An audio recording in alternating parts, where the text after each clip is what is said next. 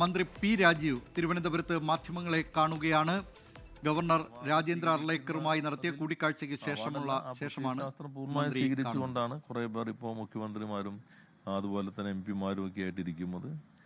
ചിലര് അത് ഇപ്പം എടുത്തിട്ടില്ലെങ്കിലും മനസ്സുകൊണ്ട് അത് സ്വീകരിച്ച് കേരളത്തിൽ കോൺഗ്രസിൽ തന്നെ തുടരുകയും ചെയ്യുന്നുണ്ട്. കോൺഗ്രസിന്റെ ഇപ്പോഴുള്ള സൗകര്യം RSSന്റെ പ്രത്യയശാസ്ത്രത്തെ പിന്തുണച്ചുകൊണ്ടും പ്രവർത്തിക്കാൻ കഴിയുന്ന ഒരു സാഹചര്യം കോൺഗ്രസിനകത്ത് വന്നിട്ടുണ്ട്. പണ്ട് ഒരു ദ്വയാംഗത്വ പ്രശ്നം ജനതാ പാർട്ടിയിൽ വന്നിരുന്നു.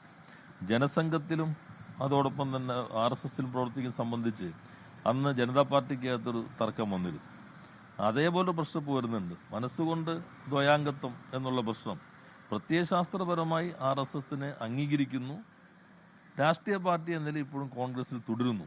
അതാണ് പലരുടെ കാര്യത്തിലും കാണുന്നത്. അതാണ് ഇന്ന് നമ്മുടെ നാട് അഭിമുഖീകരിക്കുന്ന ഗൗരവമേറിയ പ്രശ്നം. അല്ല, അത് അവർ തന്നെയല്ല അത് നേരത്തെ വലിയ കാര്യമായിട്ട് എടുത്തത്. അത് അവർ തന്നെയാണല്ലോ. ഇപ്പം എന്താ മാറ്റി പറയുന്നത്? ഇപ്പം അവർ എവിടെ നിൽക്കുന്നു എന്നുള്ളത് ഇപ്പം വളരെ പ്രകടമായല്ലോ. എന്തെല്ലാം കാര്യങ്ങൾ നിൽക്കുന്നു, ഓരോ കേസിനകത്തും കാണുന്നുണ്ട്. പലതിലും കെട്ടിപ്പൊക്കിയിട്ടുള്ള നുണപ്രചാര വേലകൾ ഇന്നലെ ഇപ്പോൾ ലാലിൻ്റെയൊക്കെ പ്രതികരണത്തിലും നടത്തിക്കൊണ്ടിരുന്ന പ്രചാരവേലകളും തുറന്നു കാട്ടപ്പെട്ടല്ലോ.